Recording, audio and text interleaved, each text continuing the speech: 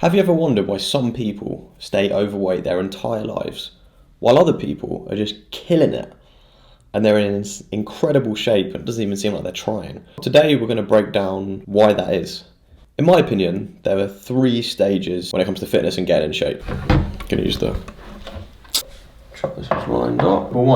Number one, the people that never get there. 60% of the population are overweight or obese in the UK and America. So the chances are you know someone that is overweight and has been overweight their entire life. And also the stats would say that they'll continue to be overweight. But the thing is, if you're lazy, and in some ways all of us are, the way that you actually change this slowly, God, it's hard work trying to hold this up against the wall. I have a cheaper now on the budget, you see. Go from here to here. And what these people are doing, that these people never do, they put themselves in a different environment. In my view, the 2 ways that people do it is, number one, they start hanging around with new people that do eat properly and do train in the gym. The second part of it, because the thing is, the more you hang around these people, the more you're going to naturally do what they do. The saying you'll become the sum of the 5 people you spend most time with is, in my view, it's just true. Now the second way is you isolate. This is where you stop spending as much time with people that don't take their fitness and health as seriously as you ideally would like to. Now look, I've gone from being out of shape to in shape. When I have kind of isolated myself, this is when I've actually made the most amount of progress in my life. And it's what I'm pretty much currently doing at the moment. I don't spend too much time with friends.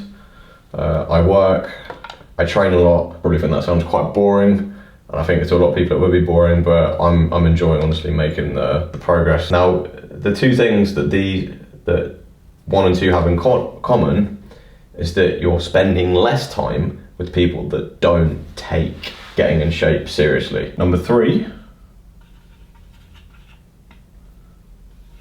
is what I call psycho. This is a sliding scale. So you can move around this. You might start here, you might relapse for a bit, and then you might go all the way down here, and then in a few years' time you might come back up.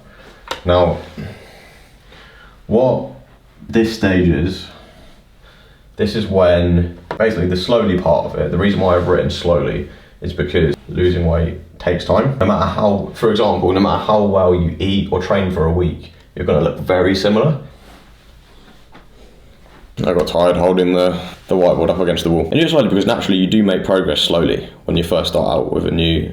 If you're transitioning from never being in shape to slowly making progress, that's what the progress is going to be like.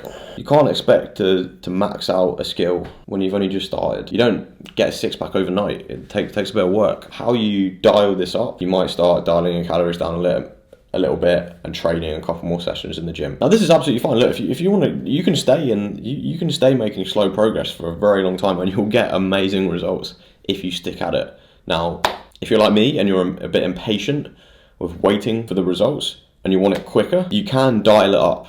And this dial is almost unlimited with how crazy and like psycho you can take training.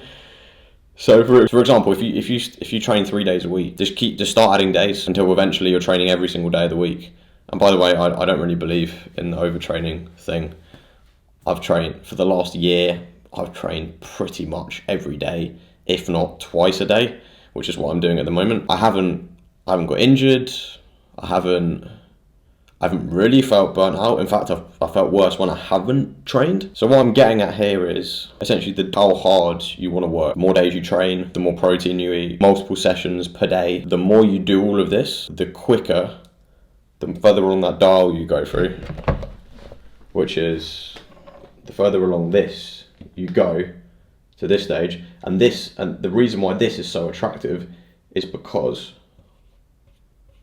you're maxing out how quickly you get the result. Let's say you're 28 years old at the moment and you're overweight and you want to get in shape by dialing up as much as possible.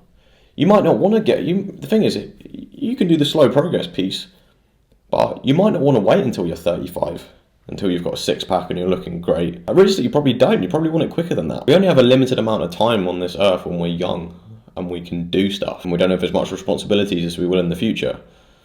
So I think that's where, especially if you're young, in your 20s, even early 30s, that's where you can take it. That's where you can just work extremely hard, put a lot of time, train every day, multiple times a day. You do gym in the morning, you might run in the evening.